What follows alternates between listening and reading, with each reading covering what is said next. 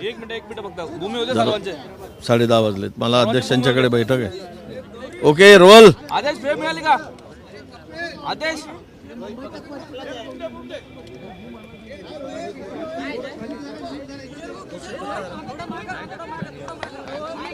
चला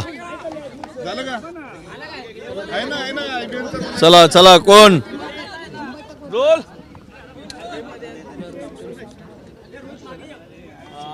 वडट्टीवार साहेब, खरं तर हैदराबाद गॅजेट नंतर जेवढा फायदा हा मराठा समाजाला व्हायला हवा होता तेवढा झालेला नाहीये. जवळपास फक्त 98 पत्र जी आहेत ती आतापर्यंत मिळालेली आहेत. त्यामुळे फारसा हा फायदा किंवा मराठा समाजाला झालेला नाहीये. कसं पाहता येईल? नाही, मला मी माहिती घेतो आहे फायदा होतो की नाही. तुमचे हे खाली घ्या जरा, हे खाली घ्या, बूम खाली घ्या जरा, माझ्या हाईटचा विचार करून घ्या जरा. काय तुम्ही येस नाही, हैदराबाद गॅजेटियरचा फायदा झाला की नाही आम्ही माहिती घेतो आहोत. परंतु आंदोलन संपवण्यासाठी सरकारने जरांगे पाटलांची जर बोळवण केली असेल तर मात्र हे फार धोकादायक आहे. दुसरीकडे ओबीसींना भडकवायचं आणि एकीकडे मराठा समाजांना भडकवायचं आणि आपली पोळी शेकून घ्यायची. पण गॅजेटियरच्या संदर्भात सांगायचं झालं तर जो JR गव्हर्नमेंटनी काढला आहे त्यातून आता किती फायदा होतो त्यापेक्षा मराठवाड्यातील यापूर्वीच अनेकांनी ओबीसी प्रमाणपत्र मिळवलेलं आहे. ते तुम्हाला जिल्हा परिषदेच्या स्थानिक स्वराज्य संस्थेच्या निवडणुकानंतर, महानगरपालिकेच्या निवडणुकानंतर दिसून येईल. म्हणजे ओरिजिनल ओबीसीचा वाटा कोणी हिरावला हे आता आज काही सांगायची गरज नाही. निवडणुकानंतर आपण बोलूया, त्याची माहिती घेईल मी आणि नंतर मी बोलणार आहे.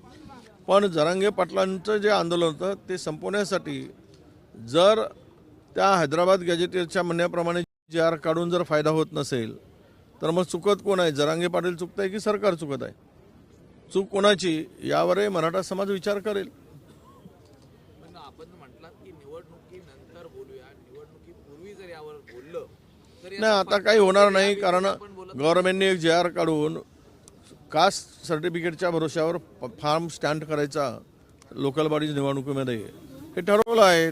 6 महिन्याची व्हॅलिडिटीसाठी मुदत दिलेली आहे. त्यामुळे आता बोलून काही त्यांचा फॉर्म काही बाद होणार नाही. आपण त्याच वेळेस बोलू ज्यावेळेस हे सगळ्या प्रक्रिया पूर्ण होईल, म्हणून मी म्हणालो. सर, हिवाळी अधिवेशनात जर आपण पाहिलं तर विदर्भ वैदिक विकास महामंडळाकडून सुधीर मुनगंटीवारनी घरचा आहेर दिलेला आहे. हुरडा खाऊन जा पण विदर्भावर अन्याय करू नका असं मुनगंटीवारांनी म्हटलेलं आहे. नाही, आता असंही सुधीर भाऊ बोलतात ते खरं बोलतात. सुधीर भाऊंनी हे सगळ्या बजेटमध्ये त्यांची भूमिका मांडली आहे. ते विदर्भाच्यासाठी आणि विकासासाठी नेहमी आग्रही राहतात. त्यामुळं सरकारला घरचा आहेर म्हणण्यापेक्षा सरकारला आरसा दाखवला असं म्हणायला हरकत नाही की तुम्ही काय चुकीचं दाखवाय. तुम्ही तोंड बघा त्या आरशात, तुम्ही विदर्भाला काय देताय, तुमचा चेहरा गोरा आहे की काय दाखवण्याचं काम त्यांनी करून दिलं आहे. या निमित्तानं त्यांना आमच्या शुभेच्छा आहेत. नाशिकमध्ये आपण जर पाहिलं तर विचन पडळकर आणि जितेंद्र आव्हाड यांच्या कार्यकर्त्यांचा राडा मुंबई विधान भवनात पाहायला मिळाला. आज त्याचा अहवाल टेबल होणार आहे. तुम्हाला काय वाटतं, काय निष्कर्ष निघाले? नाही, बघा, सरकारने कोणालाही पाठीशी घालू नये. तो राड्याचा साक्षीदार आम्ही आहोत, सगळी माहिती आम्हाला आहे. पण एखाद्यांनी ज्या पद्धतीनं सत्ताधारी असो की विरोधी असो, कोणी पण चूक केली त्याच्यावर फौजदारी स्वरूपाची कारवाई झाली पाहिजे, त्याच्यावर त्याला अटक झाली पाहिजे. तो सुटता कामा नये, कायद्याचा धाक असला पाहिजे.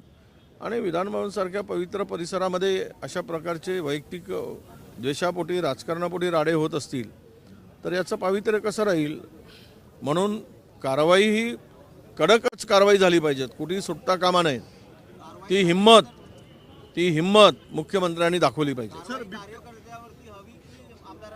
जो चुकला असेल त्याच्यावर हवी. त्याच्या पाठीमागे षडयंत्र रचून जर सरकारकडे माहिती आहे, ते षडयंत्र रचण्यामध्ये ज्यांनी काही रोल निभावला तो त्यातून सुटता कामा नये. चोर सोडून संन्याशाला फाशी कशाला? फाशी चोरालाच झाली पाहिजे. ज्याने हे घडवून आणलं, ज्याच्या इशाऱ्यावर घडलं तो सुटेल तर उपयोग काय? म्हणजे एखाद्याला खून करायसाठी पैसे देणं, सुपारी देणं, बंदूक देणं, गोळ्या देणं आणि म्हणणं की माझा काही संबंध नाही, माती भडकवणं दुसऱ्यांची, तर तोच खरा गुन्हेगार आहे जो माती भडकवतो आहे. सर, बिबट्याच्या मुद्द्यावरून जर पाहिलं तर राज्यात रणकंदन माजल्या, दुसरीकडे शेतकऱ्यांची टिंगल उडवणं सुरू आहे असं बच्चू कडूंनी म्हटलेलं आहे. कोणी म्हणतं, अंबानी म्हणतात की हत्ती पोचा, आणि दुसरीकडे रवी राणांनी म्हटलं की बिबट्या पोचण्याची परवानगी दिली पाहिजे. नाही, दिली पाहिजे ना. पहिले रवी राणाच्याच घरी 4-5 बिबटे ठेवले पाहिजेत आणि त्याला सांगितलं पाहिजे की तू आणि तुझ्या फॅमिलीनी मिळून जेवढे मेंबर असतील सगळ्यांनी एक बिबट्या पोसा आणि त्यानंतर मग दुसऱ्याला अनुभव सांगा की तो पाळीव प्राणी आहे की हिंस्र प्राणी आहे. हे मग बच्चू कडूंचा अनुभव घेऊन बाकीच्या सत्ताधारी आमदारांच्याकडे त्यांच्या म्हणण्यानुसार मग 2-2 बिबट्यांचं वाटप करावं. व उर्वरित राहिलेच तर मग त्याचा विचार आम्ही करू.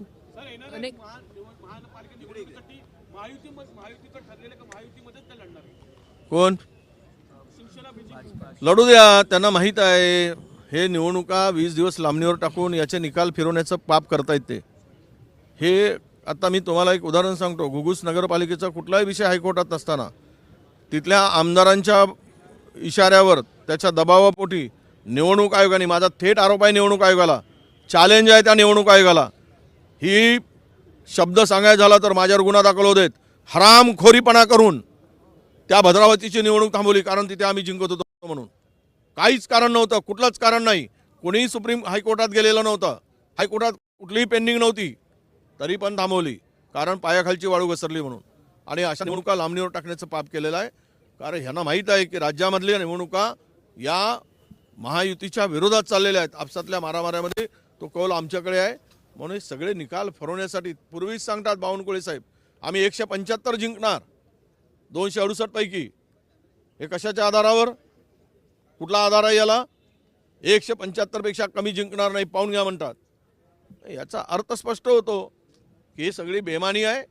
चोरी करून EVM मध्ये घोळ करून निवडणुका जिंकण्याचा फंडा आहे. तरी पण लोकांच्या मनामध्ये हे महायुती, घुगुसच सांगितलं मी, भद्रावती नाही, सॉरी घुगुस, हां घुगुसमध्ये थांबवलं आहे, भद्रावती नाही, सॉरी. पूर्णतः कुठलाच काही अडथळा आणायचं काही कारण नव्हतं. एकतर्फा जो सर्वे होता, जो रिपोर्ट होता, जो आम्हाला पोलिसांनी रिपोर्ट सांगितला, 16 नगरसेवक आणि नगराध्यक्ष निवडून येत होता, थांबवलं. अशाच प्रकारे राज्यातील निवडणुका थांबवल्या.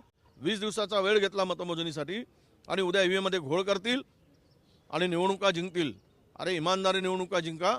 जर तुम्ही युती करा, तुमची महायुती होऊ देत, पण बॅलेटवर निवडणुका घ्या. तुमची जागा कुठे आहे लोक दाखवतील. शेतकऱ्यांचा एक अत्यंत महत्त्वाचा प्रश्न आहे.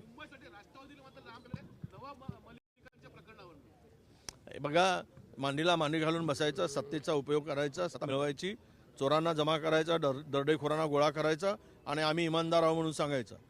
हे काय, हे कुठलं आहे? याला काय नीतिमत्ता म्हणतात, नैतिकता म्हणतात? सगळे नीतिमत्ता नैतिकता कमरेला गुंडाळून कारभार सुरू आहे. हे महाराष्ट्रातील जनता बघते आहे.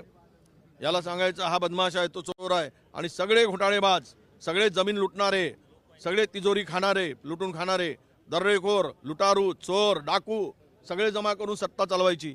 याला काय इथिक्स म्हणतात? याला काय राजकारण म्हणतात? शेतकऱ्यांचा एक महत्त्वाचा मुद्दा नाफेड केंद्रांवर शिंदेसोबत 2 तास बैठक झाली आहे.